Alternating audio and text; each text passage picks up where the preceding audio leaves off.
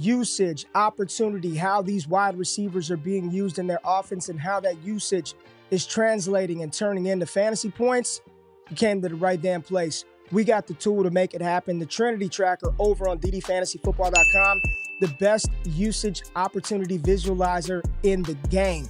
Check it out right now. There's a link in the description of the video. It's the first of the month to try that thing for a half off right now. We got a lot to talk about. Hang in week 9, a lot of names. The Jalen Cokers, the Cleveland Browns situation, what's happening in Dallas with CeeDee Lamb and that offense. We're going to talk through all of that stuff right now. I'm glad you're in the building. Trinity, week 8 recap. Let's talk about what we think is going to happen in week 9. Trust it, baby. Let's go.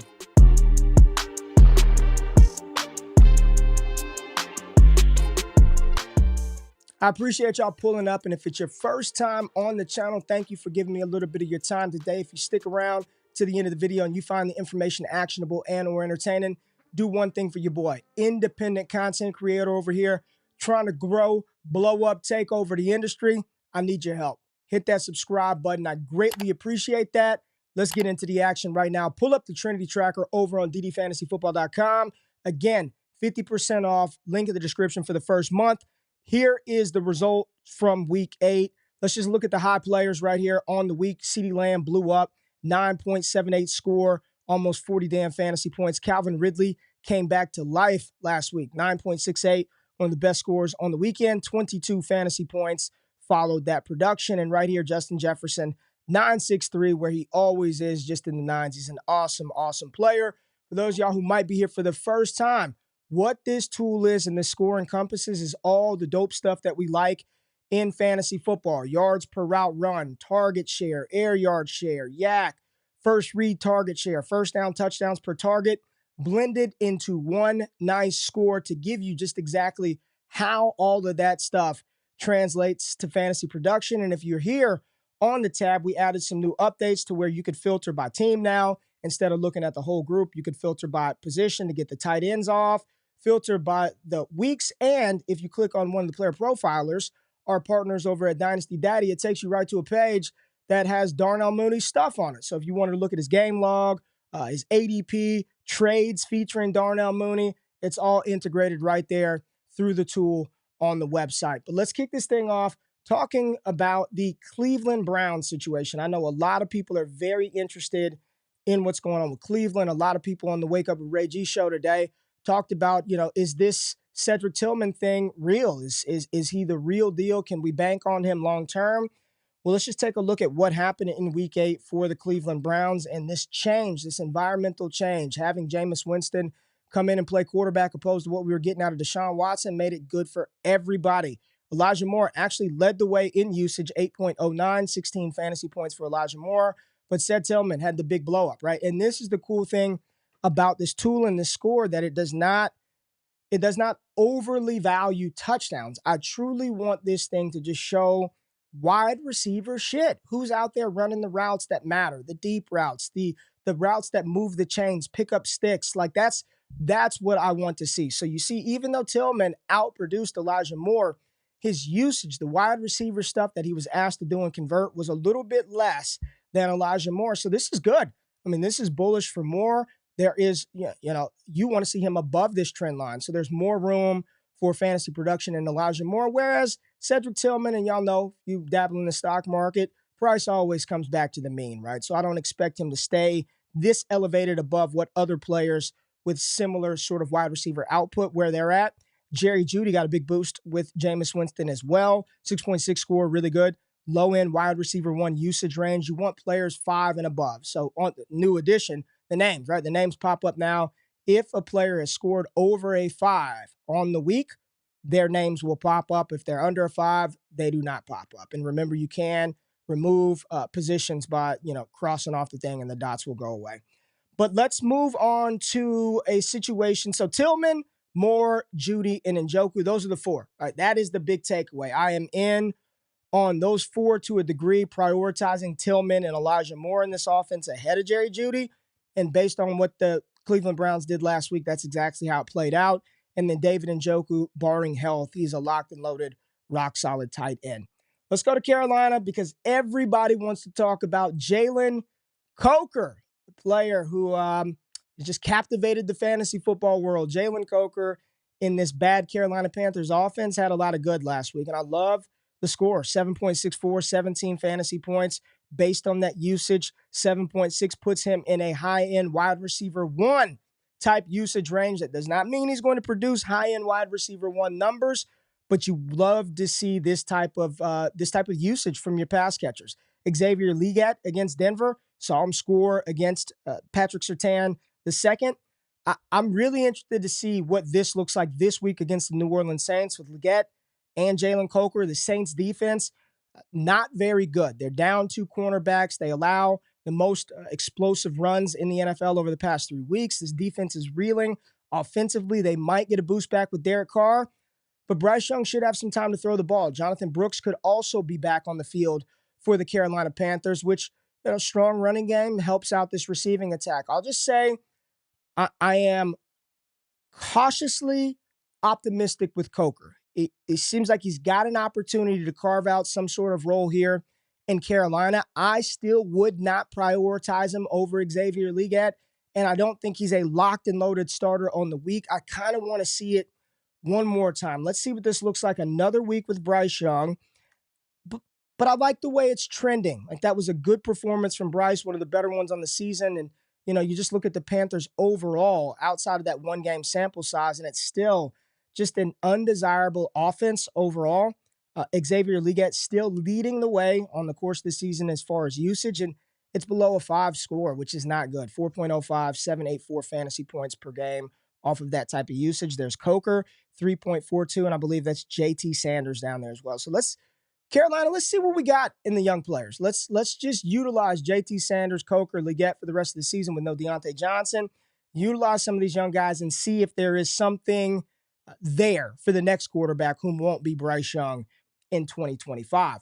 The Buffalo Bills, want to pull them up because this is something. So here's the total look for the whole season for the Bills pass catchers. They're all just jumbled together. Kincaid, Cooper, Shakir, and Keon Coleman all over a 5 score, which is what you want to see. But let's segment this thing down to the last couple of weeks. Let's go last 2 weeks, week 7 and week 8 for the Buffalo Bills. Keon Coleman leading the way, followed by Khalil Shakir, Dalton Kincaid, and Amari Cooper dipped back after a goose egg for the most part the last game they played in.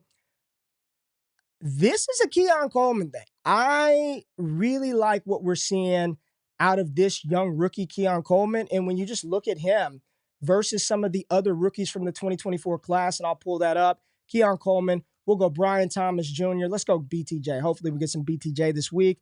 Xavier Worthy, let's go Rome Odunze. We got to get Maserati or Mitsubishi or Mazda Marvin Harrison Jr. We got to get him in the mix as well, just to have him up. We'll put Ladd McConkey on the screen and talk through some of these rookies. Malik Neighbors, let's get the big dog up there. Let's get the big dog, Malik Neighbors, and we can add as we go. But really like what we've seen out of Keon in this Bills offense. And as we continue to progress through the season, I'll be very interested to see if Josh Allen and he continue to get on the same page. I really like Keon. I am in on this young player, and let's take a look at some of these rookies. Let's get Buffalo off of there and look at some of these rookies. Here we go. 2024 rookies. We got Keon Coleman, Brian Thomas, Marvin Harrison Jr., Malik Neighbors, Rome Odunze, Xavier Worthy, and Ladd McConkey. This is just the last 2 weeks. All of them above a 5, which is great. Most of them, the majority of them above the trend line, which means they are producing more than just the average player doing that type of wide receiver stuff. Let's look at him for the full season. Full season view, and the only name that didn't pop up is Xavier Worthy, which means he is below a 5 score, but well above the trend line. So even though Worthy, and this is, a lot of people have asked me, Ray, are you still on Worthy? Are you still on Worthy? When I see this type of usage from a rookie wide receiver, and you know how he's being used, he's not running a full allotment of plays. Of all these guys, he's probably run the least amount of routes of all these receivers that we have on the board right now. Target share, probably pretty damn low with Rome Odunze, given his environment. But he's outproducing similar players inside the same range of usage, which lets me know he's probably pretty good. He's probably a part of a good offense, and Patrick Mahomes hasn't been great this year, but they do use Xavier Worthy in creative ways. I like this. This to me for the entire season, I think he's a sneaky kind of one of these buy low candidates that a lot of people, no one's upset with the Worthy production, but he's not making those big explosive splash plays right now. But he ain't way back here at the back. You add Jalen Polk, let's go Polk. Who else was one of the rookie darlings? Jermaine Burton. Let's get Burton on the board and just look at where they layer on the chart with these guys. I mean, it's so far down. This just means, and a lot of you listening are probably like, yeah, right, well, they're not using Burton. Yes, that's the point. They're not using him at all, which is not a good thing. So when you look at these group of wide receivers right here over the course of the season, talked about it for the past couple of weeks, Ladd McConkey being one of those buys. Anybody in that top right, the far right bottom quadrant, that's the buy zone. That's the opportunity zone right in here. And even Rome Odunze, despite the fact that all that chaos and all of that shit is going on in Chicago, you got Keenan Allen, Cole Kmet, DeAndre Swift, DJ Moore, Caleb Williams is going to run the ball. Odunze still clocking at close to a 6 and below the trend line. This too, in my opinion, is bullish. I mean, this is a bullish signal that the score and the usage is there. The points just aren't happening. And when you get an environmental change where there's usage and that there's usage, but the points just aren't popping, you get Garrett Wilson. So let's zoom out. Rookie wide receivers doing well. I mean, Neighbors, stud. McConkey looks very good. BTJ is stud. Marv is still a stud, in my opinion. They got to figure it out, but this is a damn good player. Keon, Odunze, Xavier Worthy. What a rookie crop of wide receivers we got here in 2024. All right, let's pull up an environmental change, and we all watched it last night. So we're going to pull up the Jets score, and Week 9's data has not been poured into the tool yet, maybe a little bit later. We know Allen Lazard is out for the season. But here go the New York Jets pass catchers for the entire season, what their usage looks like. And Devontae Adams, it's pulling his usage from the Las Vegas Raiders as well. He didn't play a lot of games there. But Garrett Wilson leading the way for the Jets at the top, 7.47, 15 fantasy points per game over the course of the season. Now we'll segment this out over the past 3 games, and Garrett Wilson has been making it happen. There's Garrett Wilson, 8.16 score, 18 fantasy points per game over that time period. And we know with what happened last night, this is only going to get higher and go further up and put him up the board as far as like elite Trinity wide receivers on the season. And this is a predictable thing. And this is, this is part of one of the tabs up here, the historical Trinity Score tab. This is this year's score versus next year fantasy results. This was all a brewing for Garrett Wilson. So let's just go back to 2023. We're going to go here. We're going to change this to 23, New York Jets, and look at the score of Garrett Wilson last year. So Devontae Adams, they got him on here because he's on the team, Mike Williams, all that stuff. But here's Garrett Wilson, 7.57 for the entirety of the 2023 season. There's Garrett Wilson, 7.57 score, 13 fantasy points per game. Pretty pedestrian.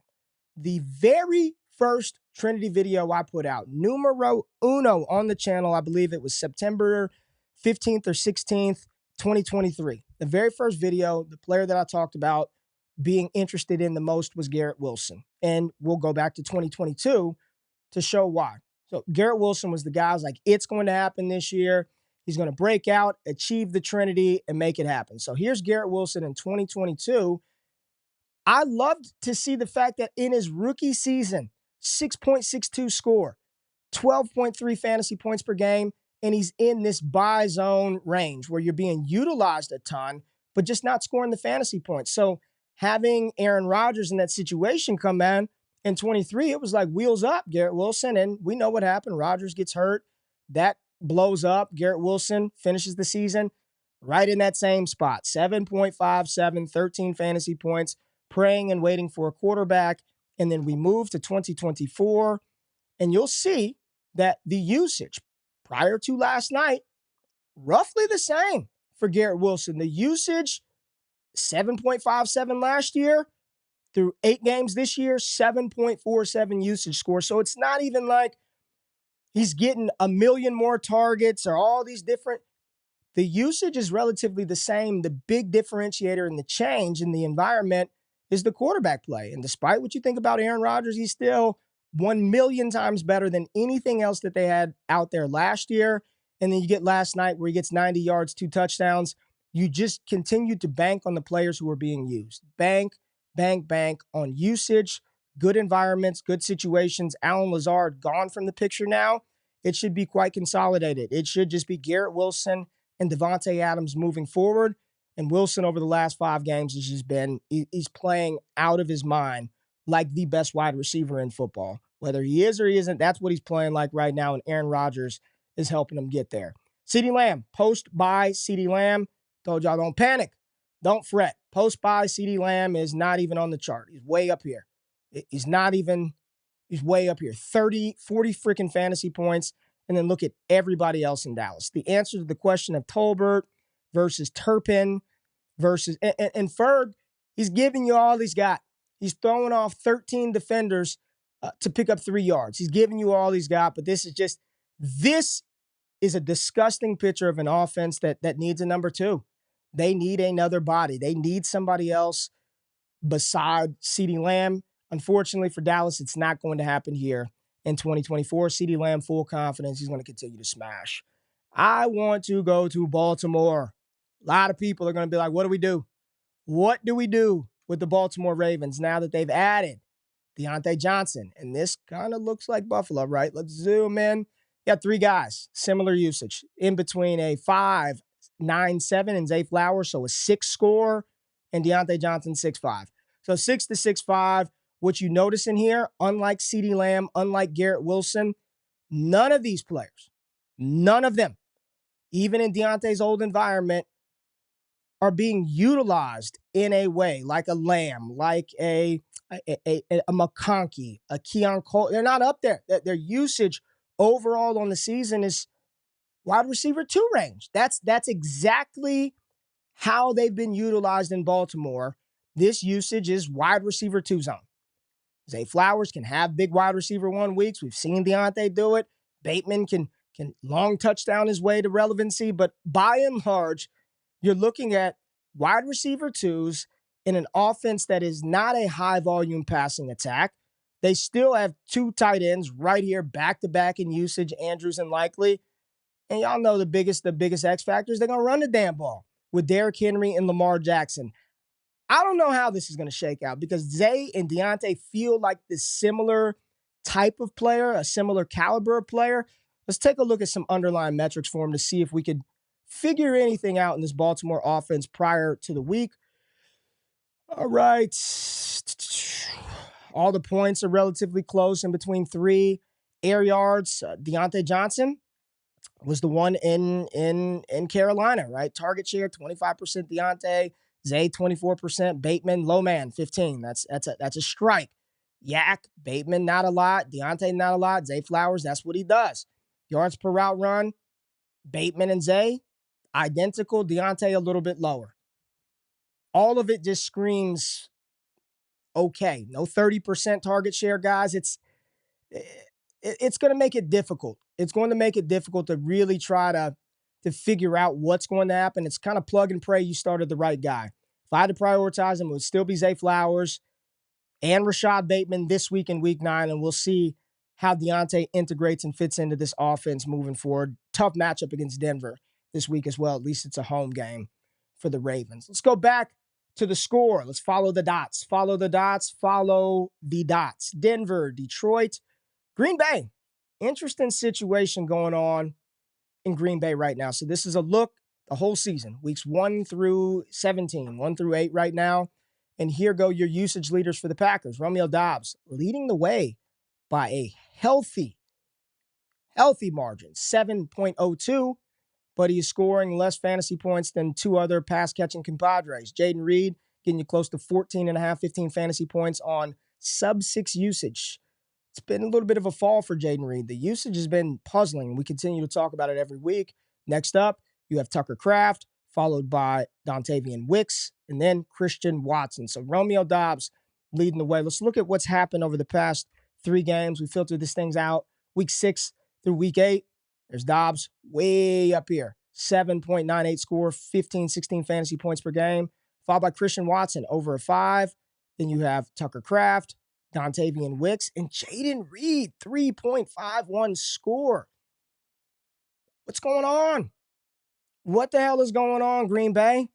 Weeks 1 through 6, what are we looking like? 1 through 6, it's like ever since Romeo Doubs complained about getting the ball, it's been all Doubs 1 through 6. Reed was now this is the interesting thing. Reed, and we've got a new tab here on the tool. So let's go Trinity Score comparison. This is a comparison tab. I like the market. Y'all know I always talk about it. So I wanted something to allow me to kind of watch the progression of these players and see if you could spot a trend or a flow with some of these guys. So we'll pull up Jaden Reed's weekly Trinity Score comparison tool, and you'll see the plots and the scores. And all we're looking at is the week-to-week usage of Jaden Reed. So here we go. Week 1, high usage, way up here. Dip down in week 2, that's all right. You'll have some of those. 2.95 score, and we got a 66 fantasy points. But then we got this upward trajectory. 5.98, 10 points, more usage the following week in week 4, 7.18, 27 points. We're feeling good in week 4 that we got a locked and loaded wide receiver 1 week in and week out. Hell, week 5, we still feel great. Even though we only scored 13 fantasy points, 8.39 usage. Great job, LaFleur, getting him the ball. And then we dip down. Week 6, right? Last 3 games, 3.72. Now, a lot of people overlook this because the fantasy points, it got you 15 fantasy points, but the usage was quite poor. Week 7, even worse, 1.75, 3 fantasy points. It bumped back up here in week 8 to a 5, but that equated to 7.5 fantasy points. So this is just, yeah, right? And then we compare him to Dobbs, and it's almost like the reverse is happening. So Romeo Dobbs is the lighter colored box here, and it might be a little hard for you to see on the screen, but if you get on the tool, you'll be able to see it. I mean, while Reed was going up, Dobbs was going down, right? And this was the week I think he complained. The week where Reed had 27 points, Dobbs low man right here, 4.62 score, 7.9 fantasy points, because in week 5 he missed. There's no dot there, so I'm assuming that was the game in which he missed. And that game, Reed, a lot of usage, not a lot of points. But when he came back, here's Dobbs, the past 3 games, 6.53, 19 points, 9.27, 17 points, 8.15, 10 points in week 8, and it looks like we're going to get Jordan Love this weekend. It's tough in Green Bay when you've got 4 viable pass catchers, but the usage and the trend has definitely been positive for Dobbs. Maybe they try to get Jaden Reed going. You need to. This game versus the Lions, they're going to need everybody in this one.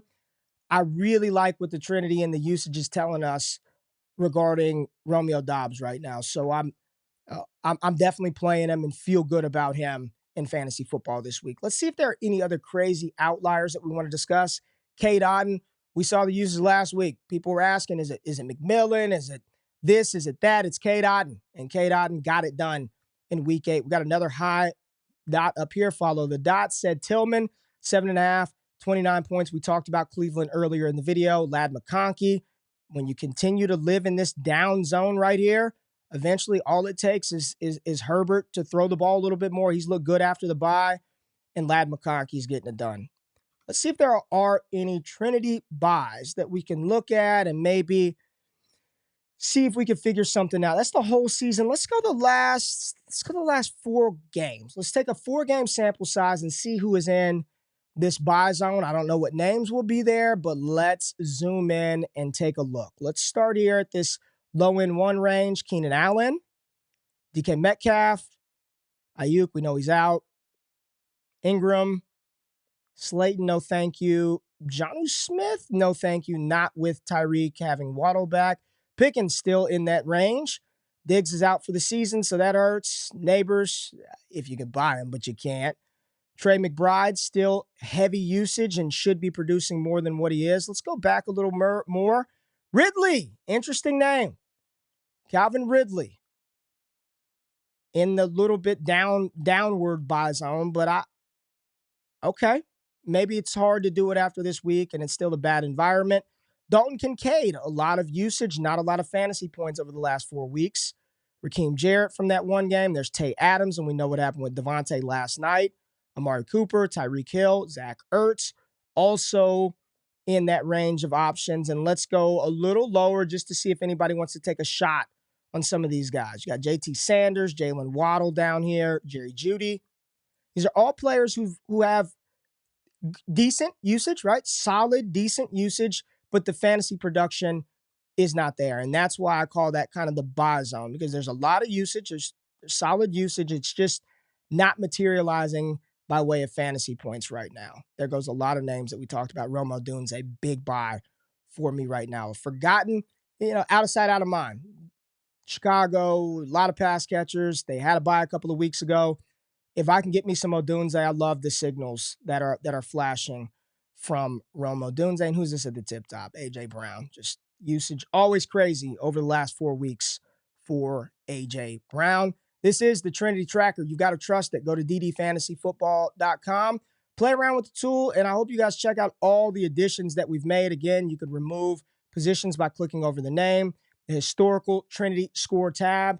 The most powerful, important thing on this, we've got the Trinity Score comparison tool, but this right here is the, this year to next year score. And you'll see A.J. Brown last year, 981 score. This year, the points per game is there.